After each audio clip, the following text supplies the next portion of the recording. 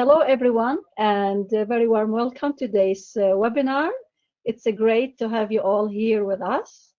And let me quickly introduce myself.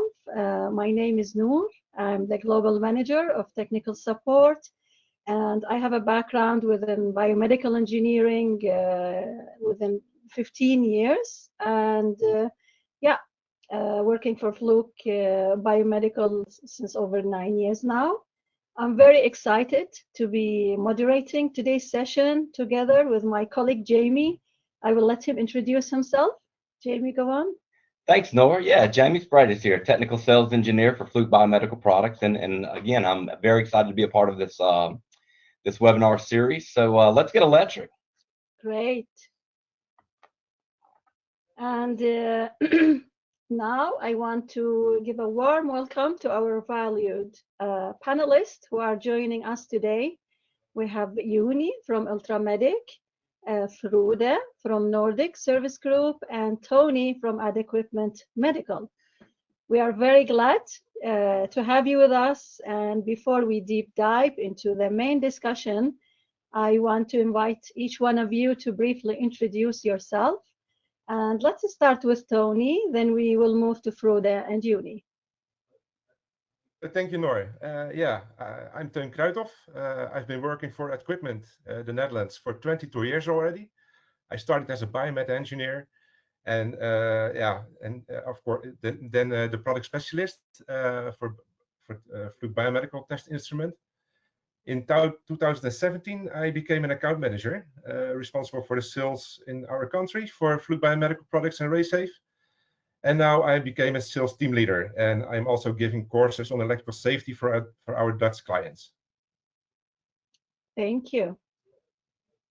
Frode. Yes, my name is Frode Knudsen. I work for Nordic Service Group, and I'm representing Norway as a distributor for the products from Fluke Biomedical and RaySafe. I've been working with the Nordic Service Group for 15 years plus, and I've been working in the business from the early Metron days. And I have also been doing trainings in electrical safety for 10, 15 years at least. Yeah. Great to have you with us. We have Jouni also. Hello guys, hi, my name is Jouni and I'm working at Ultramedic. And Ultramedic, we are the Fluke Biomedical distributor in the UK and Ireland, and I've been there now 7 years. And before my time at Ultramedic, I was in Nordic Service Group Finland, working 3 years with Fluke Biomedical. And again, like electrical safety testing, electrical safety standards, I've been doing the training around like 9 years. So nice to meet you all. Thank you so much. All right, well, we're going to go ahead and kick off some poll questions. We want to hear from our attendees that are on the webinar. And with the first poll question here, what type of organization are you from? Are you an independent service organization, an ISO, hospital biomed, or are you from a original equipment manufacturer, an OEM, or other? So we'll give you a few seconds here to select your option there. We're getting some activity, guys. Yeah. I'll give you a couple I can more already seconds. see that there are people like in every category. So I think that's really nice to see. Yeah. But the majority is hospital biomedical engineers, or? I'm going to go ahead and close that poll and share the results. All right, so we have 20% ISO, 38% biomed, 18 OEM, and 25 other. So we want to hear some of those others. You know, if you want to put in the chat or in the questions. And as we're going along, if you have questions for our team here, use the questions option and go to webinar and send us your questions. We want to hear from you what questions you might have, and we'll address them during the webinar. All right, I'm going to go ahead and close that poll. We're going to roll along with another one here. All right, when you do perform electrical safety, when do you perform electrical safety measurements? Select all that apply. Incoming inspections, part of your scheduled performance maintenance, after repair or modification, or when you receive it back from your manufacturer. We'll give you guys a few moments to vote. And a lot of everything, guys. Yeah. Yeah. It's part I like Richard. that. I like that. Yeah. This is good. All right, we'll give you 2 more seconds. Get your answers in there. We're going to end the poll and share the results. So across the board, it looks like majority scheduled performance verification. Oh yeah. But we have a close 72 on repair modification, incoming, and of course, when you receive it back. Yeah, it looks like there's a lot of emphasis on scheduled and performance verification and repair. Yeah. Interesting. The awareness is very Yeah. And often, if when you get it back from the manufacturer, they have performed the electrical safety. So then you understand most choose not to do it again. Yeah. I like the incoming inspection as well. I mean, 58%, that's great. Yeah. To check. Perfect. Well, let's go to the next poll, guys.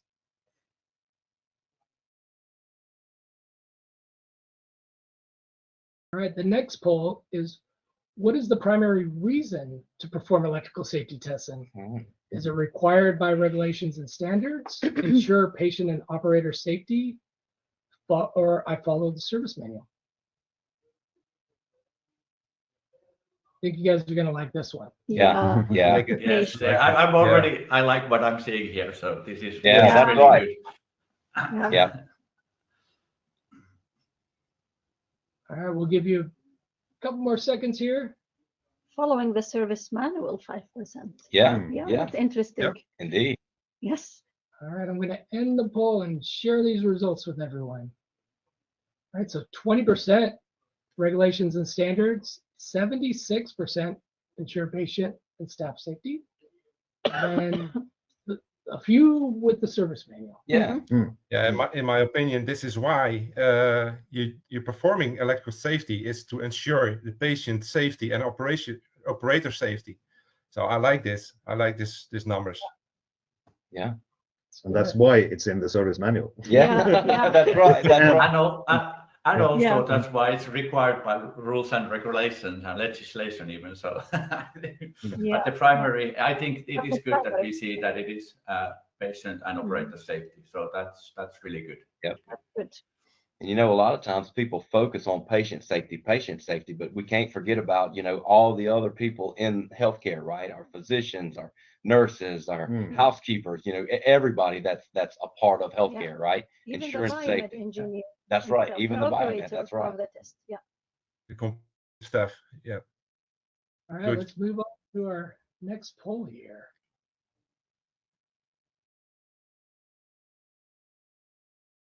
All right, our next poll is, which standard are you using the most? IEC 60601. I expected this one. Yeah. Look at the duel. Or NFPA 99. Well, this is really close competition between the 60601 and the 62353. I love this. I love this. And we need to remember that the first poll question, we had the majority are biomeds engineers. Yeah, that's right. And to connect this with what we see here, that will be a good discussion. Yeah. The next. All right, I'm going to go. And also that we had also the medical device manufacturers here on board. So I think that's why I think we also see a 60601 a lot here as well. So, but it is good. It's good. No NFPA 99 at all or VDE. So well, that was interesting. Yes. All right, so 52% 60601 with a close 48 on 62353. Wow. So still 6601 is in the lead. Yeah. All right, we have one more here for you folks. What is the biggest challenge you face when doing electrical safety? Is it high workload? Is there a skills gap? Are you meeting compliance? Or is it process and tools? curious about this. Yeah. Yes. They're coming in quick, guys. Or maybe a combination. Yeah. Yes, combination a of those. little bit of everything. As you can see, it is a combination there. You can see it's like again, like every question or like every point gets like votes. So Very even. Yeah. it is pretty even. Yeah. We're only at about 60% voted, so make sure you get heard here, team out there. Yeah, we still have some few seconds. Yep. Yeah, to vote. All right, I'm going to go ahead and close and share the results. So the majority. So majority's down in compliance. Compliance. Compliance. The biggest Yeah. challenge. Oh, okay. And then workload, of course, is pretty high. Skills gap, 20%, and then process and tools is another 20%. Mm-hmm. Well, we've been. And Go I ahead, see the Teun. skills gap is also 20%, and that reflects our country as well, because on your college there is no electrical safety lessons at all. You have to learn this in the field and by experience, and of course when you're doing the training by the OEMs. But it's there. I know the skills gap, and this is why we give also courses. And I think Jouni and Frode agree with that. For our clients in our country to close that gap. And you know, guys, Fluke Biomedical developed also very good automation software. You can put all your procedures there with schematics, how you connect your medical device to your electrical safety analyzer. So it helps you step by step, you know, to perform your test in the best way. It creates also uniformity. And I think the latest electrical safety analyzers are, you know, next level, and it helps you also to close that gap. So it reflects, you know, the 20% what we see in the Netherlands, I think. And yeah, so I'm yeah, this is a good one. How is it in the other countries, in the UK? Yeah, I think in the UK this reflects quite well like what I've been having like discussions with our customers. It is like high workload, especially like in hospitals when there is like more and more assets they need to do the service, and also the skills gap is something I recognize, and that's why I get more and more requests for doing these electrical safety standard training courses. And also what I can see in the UK is now we have a couple of universities starting to do more in-depth training for electrical safety testing and overall like testing medical devices. So I think that's good that now the universities also start picking up and doing this training more like in-hand training or training that is in practice what you do when you test medical devices. So that's good. And yeah, of course, processes and tools. Yeah, we know now that we have the new software, fairly new Fluke software 1QA. It is good to help. But yeah, this reflects quite well what I also like discussions what I have with my customers in the UK and Ireland. Yes, that's true.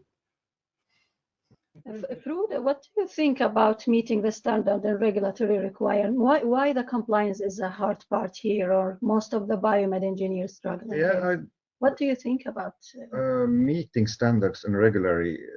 I don't really understand why that one scored the most, but is it hard you have to the standards. Yeah. Sometimes I think it's more hard to, you have the standards, you have the tests you have to do, but meeting the compliance, is it that they are failing tests, or is it that they are failing to do testing on all their equipment, more like the high workload? So I think those two are kind of combination. Yeah, they are you have high demands meeting standards, and you have a high workflow. So a combination of that is a challenge. So we need to make the workflow easier and more fluid. Yeah. And as Teun mentioned at the beginning, the learning about the electrical safety standard is very important to understand each part of the standard, interpret that, and then translate this into processes and use it in the tools. I think it's a very important point that Teun started with. Well, we've been getting a lot of questions, folks, and thank you, audience, for those poll questions, and keep the questions coming in. We want to hear from you, address some of the challenges that you're facing in the field, and let our panelists here address them. So I'm going to go ahead and close this poll, and we're going to start with the first question. Okay. Let's see. So could you, Jouni, please briefly explain the main difference between the IEC 60601 and IEC 62353? Right out of the gate, great question. Do you have how much time you have? Yeah, okay. Let's keep it short. Yeah, the 60601 standard, that is a type testing standard for medical device manufacturers.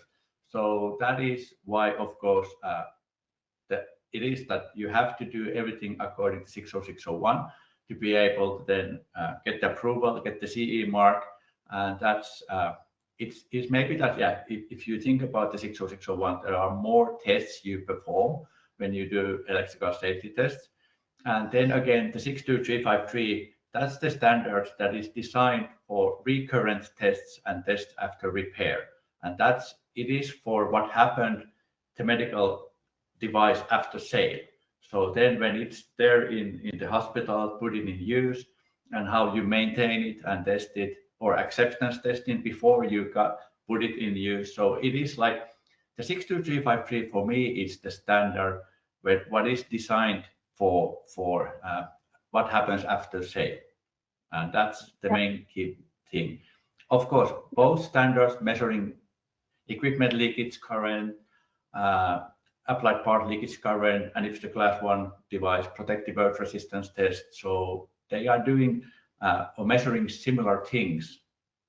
But I would say always like type testing standard and then the service standard, so to speak. But that's what I think what is the basically the main difference between those two standards. And also many of the tests in the 6601 are type tests. They are designed to be done in the lab. They can be hard on the equipment if you do them every year. You have like high voltage testing with 5 kilovolts, and you have 25 amps testing for the protective earth. This requires a special lab. Yeah. So that's why we developed the standard 62353 to be a more suitable standard, doing it in the field on equipment that has been approved by 6601, but now it's out in the clinics, and we are doing the maintenance and repair of this equipment, and therefore we have a standard that suits better for this option. Thank you. Teun, do you want to elaborate more about this question from your experience? I totally agree with the guys, and that's it's the 661 is for type testing. It's for manufacturers before market release. And I always said to my clients, the 62353 is the maintenance standard, like Jouni says, and Frode. It's for routine and post repair testing in the field. So if you ask me. Thank you. Great explanation on all sides. I mean, I think we just talked about some of the challenges, and maybe some of the challenges is the interpretation of the standards. So I think you guys really did a very, very good detail of both standards. Yeah. We have another question here. So what challenges, back to what you were just pointing, so what challenges do the engineers face when applying the standard to accomplish equipment setup? How can they choose, like when they have like a setup of different equipment, let's say setup of camera together with an endoscope, how can they apply the standard? And what challenges they have when they're applying the standard? they need to know what type of equipment they are facing. They need to know what class it has, and you need to know what type it has. And that's independent of which standard you are using. You need to know the type of equipment to get the right limits and tests to perform. And sometimes the challenge they face is to connect the applied parts. I think that is what I get a lot of feedback on when I'm doing the trainings. They are, how do you connect to this applied part? And maybe the applied part is not present when you're doing the safety tests. What do you do then? Can you do a partly safety test or not? I guess that depends on the quality system of the hospital or the service organization who's doing it. But it's better to do some testing than to do no testing. That's at least in my opinion. Yeah, totally agree. Yeah. And I think for that is something that's why, again, like if it's like when the device is already like installed, put it in use, and you have it there in the hospital, the 62353 again, because the standard that requires the visual inspection, it's a mandatory thing for the standard 62353. So it is good that at least then you do that, and then of course you should do also the electrical safety testing part as well. But like Frode said, that you need to know what class, if it's a class 1, class 2, then the applied parts, if it's BF, CF, B, and then basically that's how you need to know. And sometimes it's difficult because when you are there and doing the service, you don't have the service manuals with you. But at least what we know is that for class 2 device, there is the mandatory symbol square in a square. You can see that, okay, this device, it is a class 2 device. Unfortunately, there is no like mandatory symbol for class 1 product, but usually you see the ground mark or like ground pin point mark there that you can use. But also you always need to be sure before you start doing the test that if it's a class 1, class 2, that then you are performing the right tests. Yeah, that's also what I give my clients in the course electrical safety. That's where you start. Start to investigate what type of medical device you have in front of you, and what kind of type of applied parts you have. So I start with the symbols, so very basic, but that's so important because that's the fundament of electrical safety, to investigate, okay, what type of instrument do you have in front of you. And if you know that, you're 70%, sure. So for everything. You should always go to the service manual, of course, to see what they describe, how you connect this applied part. Yeah. Do you use a special cable, or do you use saline water for the ultrasound probe, or aluminum foil or something like that? So these can be, it's not always very well described in the manual, but then you should call them distributor or manufacturer, and maybe they have some description that is not in the manual. Yeah, we need always to follow the recommendation of the manufacturer of how to perform a test. That's very important. That's the important part, because there might be also some that the manufacturer describes some like extra conditions there, or like a bit like extra setup. So it's always first check the service manual, and if there is the guidance, because the manufacturers, they should give you the guidance for electrical safety tests. So that is something that I always start to do first, is check the service manual, and then to see if there's any like these kind of things. So I have seen my experience that also some hospitals create their own checklist, and this checklist is like revised time after time after time, and they don't sometimes, unfortunately, go back to the service manual and see like what does the service manual says here. So it's very important to stick to the recommendations. Yeah. And there are also tools I'm using in course electrical safety, also the workflow automation software, and that helps you also to close the gap for these issues. Refer to the service manual. They allow you, this program allows you to put procedure in the test and the schematics and the instructions to how to connect to the medical device. And there's also versions of procedures, you know, so that are secured. So you always use the latest version of this so it helps you to guide you to the test, and that will be appreciated. And one point that you made it. So what about some of our new biomedical engineers that may not have access to all of the quality control standards, to the documentation, right? I think a good point that you made of having that automation, right?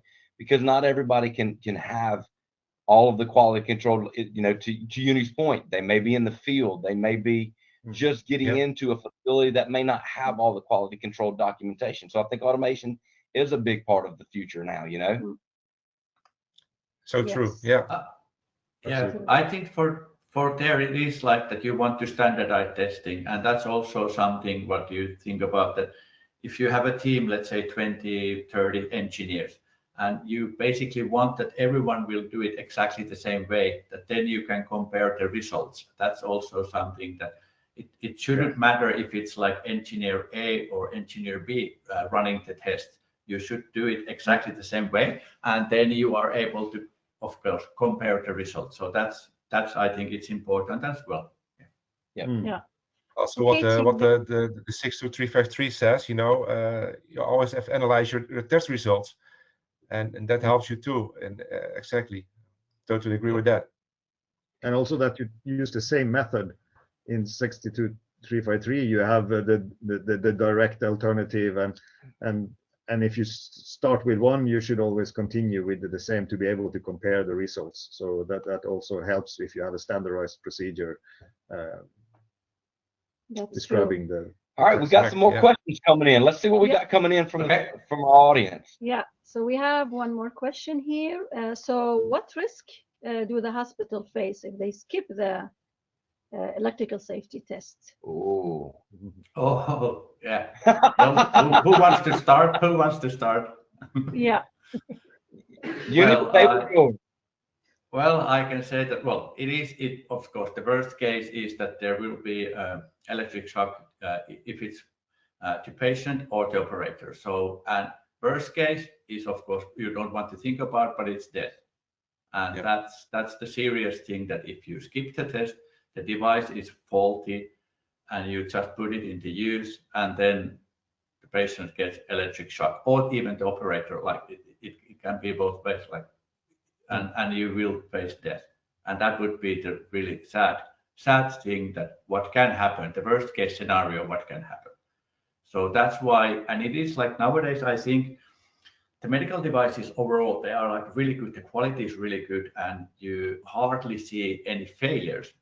Most time when you see failure, it is like class 1 device, and it is the main lead and the protective earth resistance test. But I've seen cases where it's also like, even like applied parts like CF, it is like the patient applied part, the leakage current is like way too high.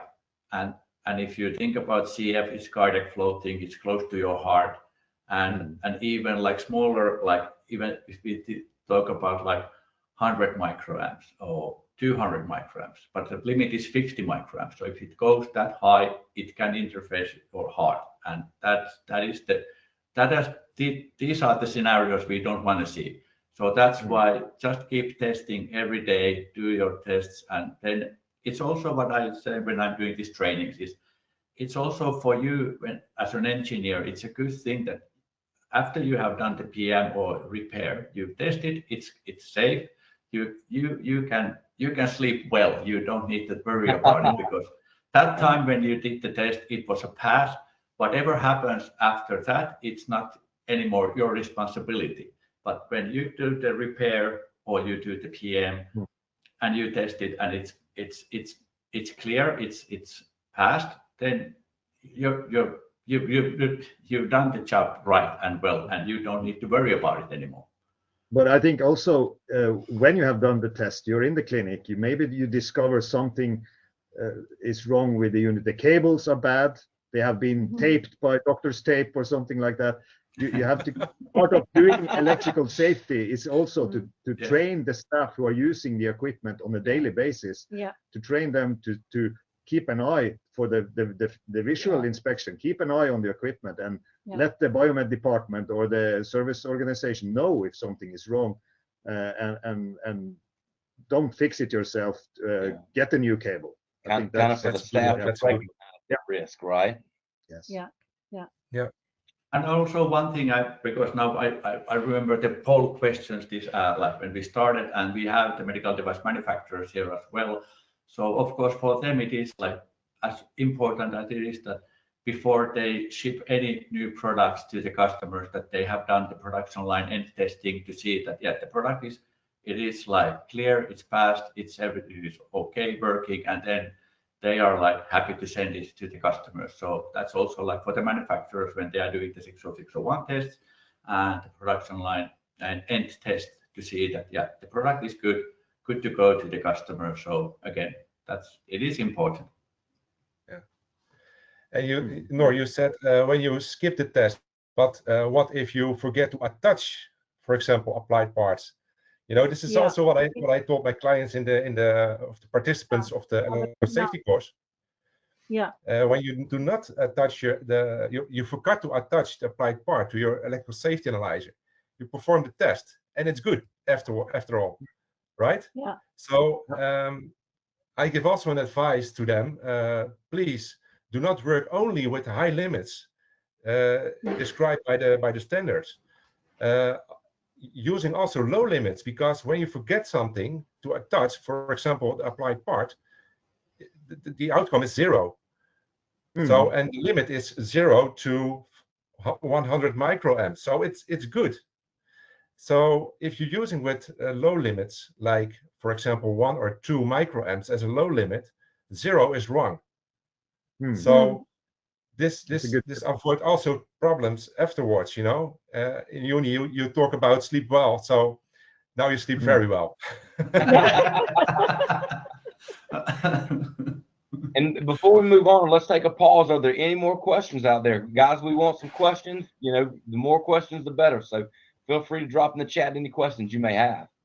We have questions here, more questions coming. We have one. Are there any regulations we can use to ensure medical devices are mandatory, safe, tested annually? That's basically like I would say this is also like the rules and regulation part is like in every country there's a bit different way. And because I remember when I was working in Finland earlier, there is like, it's actually in the Finnish law that says that you have to maintain and service all the medical equipment according to manufacturer's instructions. And that's by the Finnish law. So this is, I think it's more like a country specific question. So depends on your country is how it is, but because here in the UK, it's mostly like you have certain standards and then you have the risk assessments and of course then the NHS they are doing audits to hospitals and that's, but it should be okay, like to say that each country you have specific rules and requirements. In Norway, the regulation says you should refer to the service manual, perform service according to the service manual, and based on your own risk assessment. So it's a combination of the service manual and your risk assessment. So you can kind of overprove the service manual if your input and your history with the equipment tells you to do more testing or less testing based on your risk assessment. But the final line is so that the device is safe and can be used without danger at all times. So that's kind of a hard line at the end. They're telling you have the total responsibility for this equipment to be good and not dangerous. But you start with a service manual, and most hospitals and companies do it by the service manual. But some equipment you can do the risk assessment and maybe to take away some of the testing based on on that. But this one, as Jouni said, it's different in all countries. I guess you, Teun, have similar text in your law, but it's a little bit different maybe. It's the same but different, you know. It says, okay, the medical devices must be safe while using, you know. That's the main part. Keep patient and staff and operators safe. And you have to you know, the medical device regulation, the MDR, requires that medical devices are safe and comply with the state of the art. And that means, you know, you have to perform the tests for medical devices, and there are two test standards. It's the IEC 60601 and the 62353. Both are direct to each other. So it's the risk assessment of the hospital which decide in the end which standard they are using.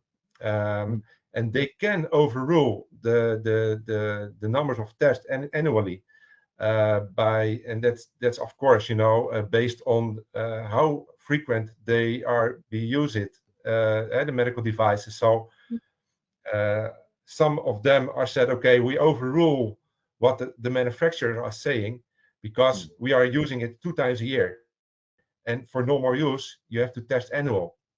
So you can say, okay, based on the risk management, based on the reports over 5 years, for example, we say, okay, we do it once in 2 years, and that's okay. So they have to decide by themselves. Yeah. But is there any country pointing directly in their law directly to the standard? I think most countries' laws and regulations, they are pointing to the service manual, and the service manual is pointing to 6253 or 6601 or another national standard. So if it would be interesting if there's anyone attendee from a country where they are pointing directly to a standard, to the service standard, for instance, the 62353. I'm not aware of any countries that are doing it in the law. So it always goes through the service manual or the very manufacturer's interesting documentation. discussion, team. Let's move on to the next question. Mm-hmm. What if the manufacturer cannot provide the advice on electrical safety, and also don't have in the service manual information about it? Great point. Is it advisable to figure out electrical safety using my experience as a biomed engineer, or what shall I do in this case? Good point. Good point. Well, if the product has the CE mark, so as it should, because then you can see from the declaration of conformity, it needs to be mentioned if it's what type of device it is. So based on if even though you don't have the service manual, but based on that, if it's a CE approved device, that is, of course, it has to be, otherwise you cannot use it. So then you can see from the declaration of conformity if it's a class 1 device, class 2 device. And then again, based on the type testing standard 60601, and if it's a CE mark, you should see also the symbols of the applied part types in the medical device. And so, and if you don't have those all those details, then I've been out testing like 10 years, and I managed to find the minimum needed information to be able to perform the test. But I also say if there's an equipment, they are only referring to 6601 because they have to. It's manufactured according to that one, but there's no reference to the 62353 or other maintenance standards. I think you can make your own test procedure based on the standard. It's a little bit more work. You are taking the work that the company should have done. You have to look through the instrument and decide what type of testing you should do based on the equipment and what class and the type applied part you have. But you can clearly do it. The standard of 62353, it's like 60 or 70 pages, and it's not impossible to make your own. And You can, if you point to that standard, and I don't think the manufacturer will say that you have done anything wrong, because they haven't built the procedure for you. So then you can build it yourself, in my opinion. So how do you choose which test to do when following the IEC 62353? For example, I have a ventilator. Do I do direct or differential or alternative? I would say, in my experience, it's most of the time the direct method we are using. But you need to be aware of, do you have any secondary grounding, secondary earth connected? Because if you have secondary earth, you will not measure the equipment leakage correctly. It will go through the secondary earth instead of the connected safety tester. So then it would be wise to, if you cannot remove this secondary earth, it's always wise to choose either the alternative method or the differential method. Those can you can avoid this problem. But you should follow the manual for this to be able to choose the correct one. Yeah. Anyone elaborate? The manual. Yeah. And I would say that, like, for me, like, I usually, when I do it, I would say 99% of the cases I use the 62353 direct method. One, of course, because there you can compare the readings as well. So in the 62353, you have equipment leakage, and that's basically the same thing that you have in the 60601 enclosure leakage. And then you have mentioned applied part test on the 60601, and then in the 62353, you have applied part test. Those tests are, in a way, really similar. The only difference is that in a 60601, you have 110% of mains. So if you have 240 volts, then actually in the 60601, you use 264 volts. And according to standard 62353, you do 100% of mains, so then you do 240. But I always try to use this direct method of the 62353, because then I know that I can compare my readings to 60601 measurements. That's usually when the manufacturer is testing and the production line end test, they do the 60601. So then I can have a look and compare those readings when I'm doing, if I'm using 62353 and direct method. For a trending perspective, it's always important to do the same. If you start by doing the alternative method, that had totally different limits than the direct method, then you should continue using the alternative method.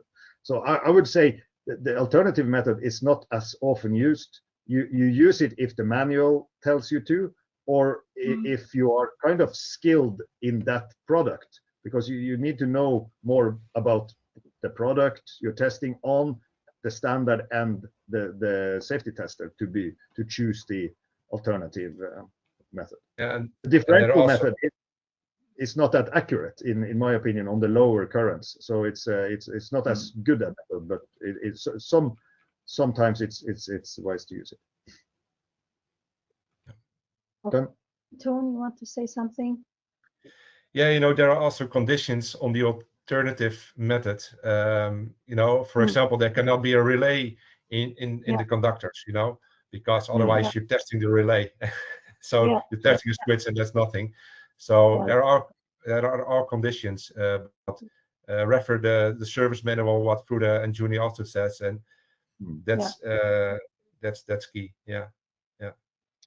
All right, let's see if we can't squeeze in a few more questions before we wrap up. Yes. So what should be done if my device showing a leakage current values beyond the limits?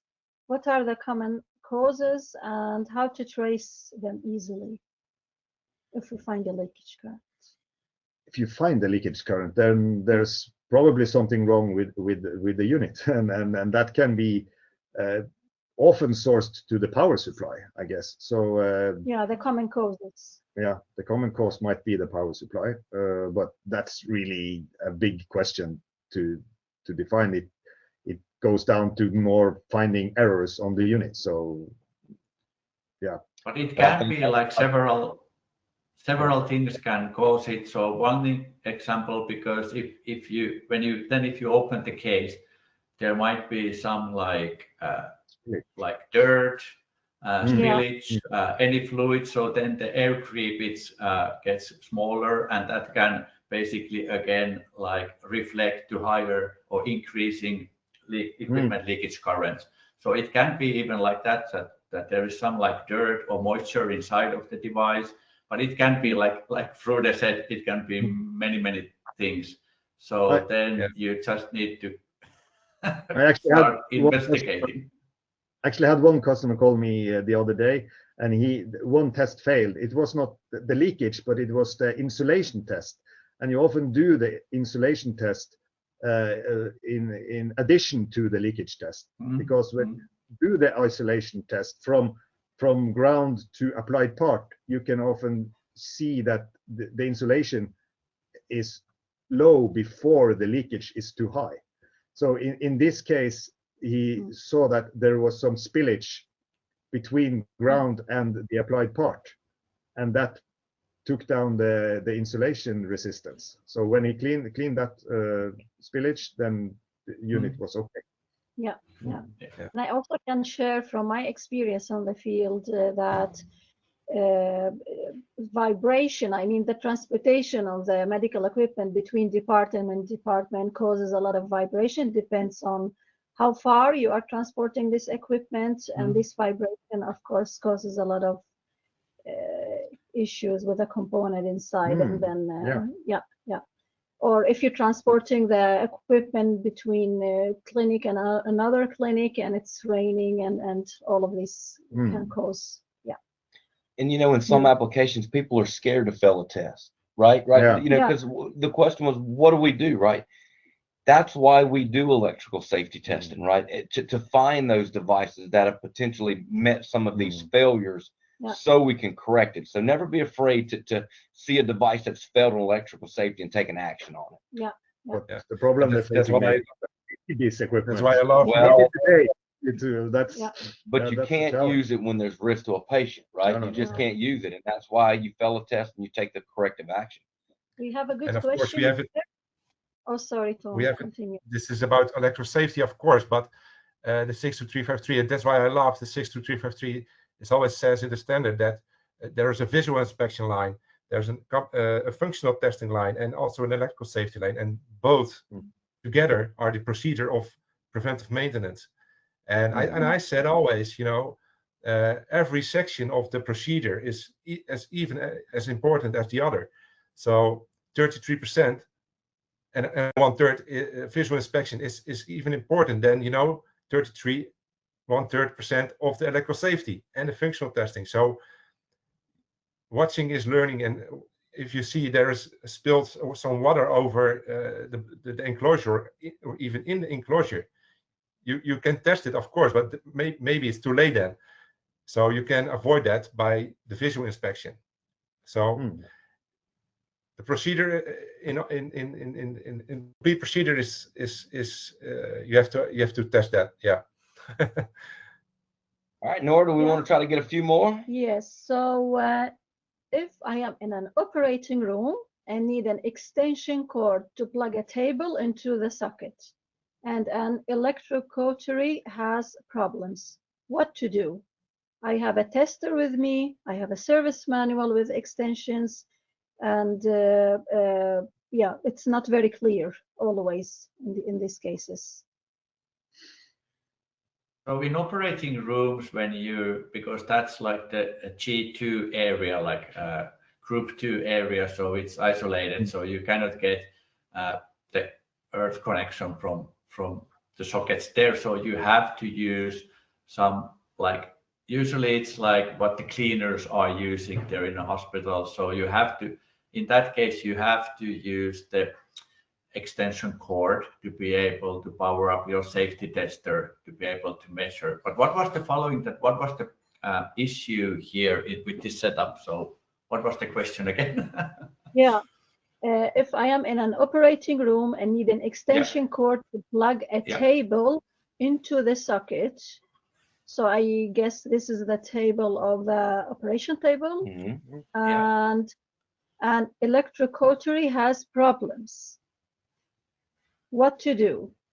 Well, I guess one of my questions is, are they doing surgery or are they not doing surgery? But, you know, sometimes you may have to extract that equipment out and bring another unit in to start your testing, right? It just depends on the nature and the severity of you know, the equipment going down. So that the question is, service manuals are not very clear about these cases where we need to use extension cords.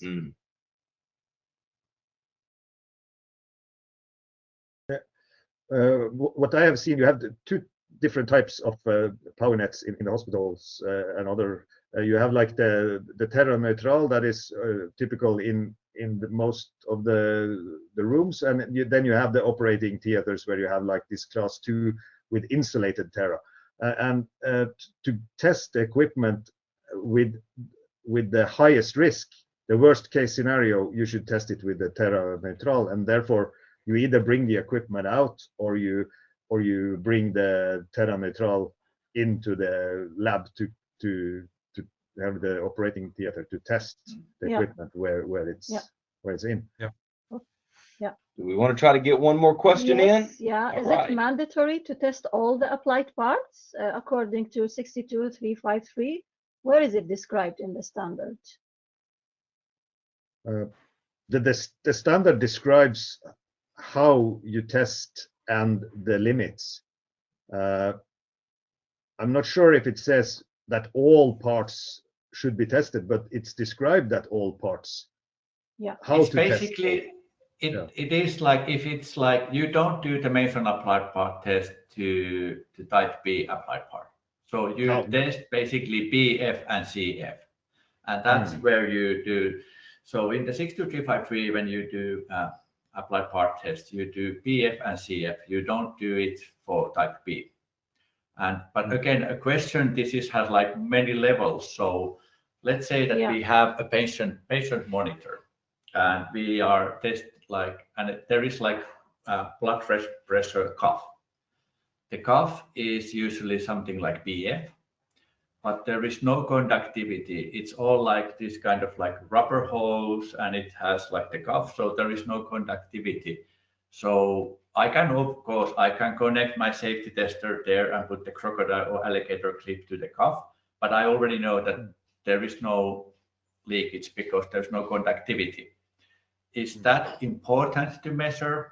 Again, this is by the hospital trust, or by the company regulations, or like risk assessment. But you have cases where you have different types of applied parts. One is, of course, SpO2 probe. Again, it's all covered in plastic or rubber. There is no conductivity.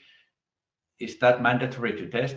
Again, I would go and see the user or the service manual to see, because some manufacturers, they provide then specific test cables that they want you to test, let's say the SpO2, and they have a specific test lead you connect to your safety tester, and then you run the test.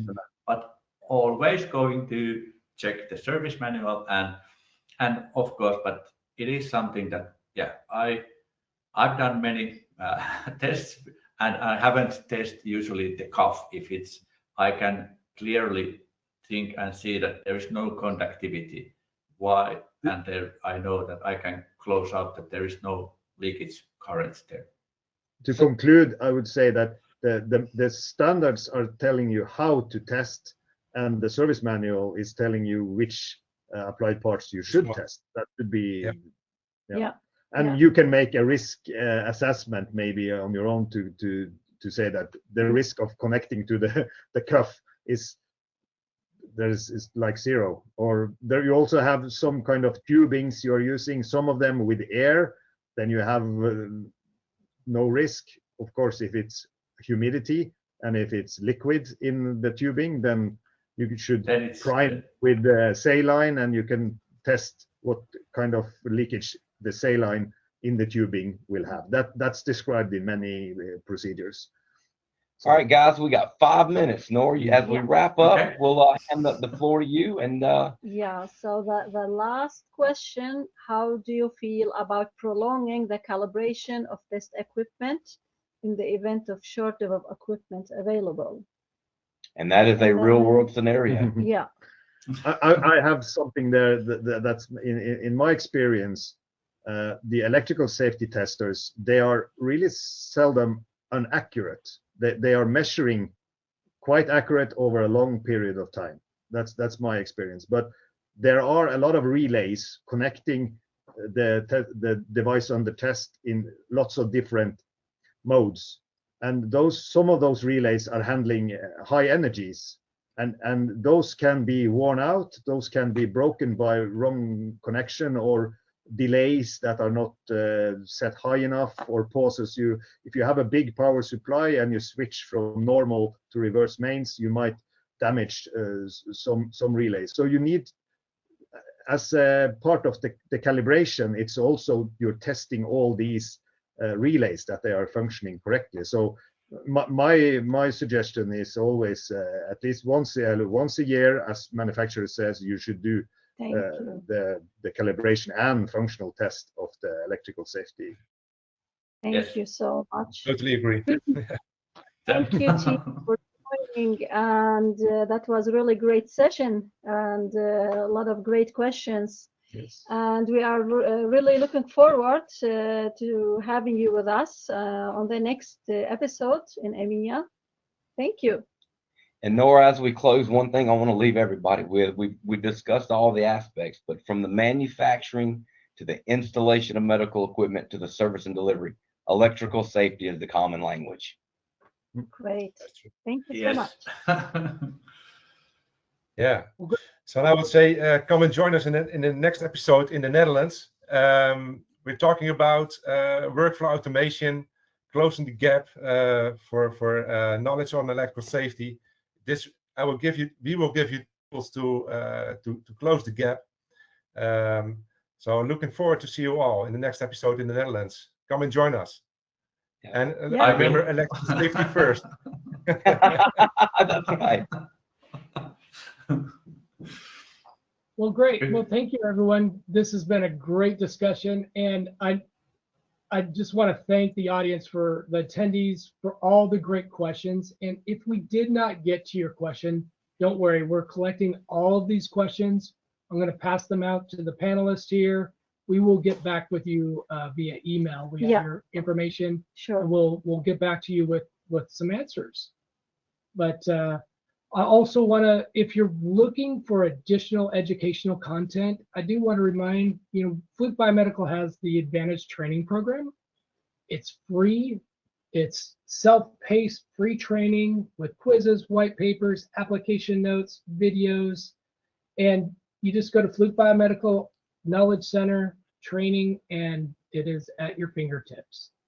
But again, I want to thank everyone for joining us, taking time out of your day to spend with us with these great panelists, and thank you very much. Thank you. Thanks, everybody. Thank you. Thank you. Stay electric out there. Yeah. Thank you.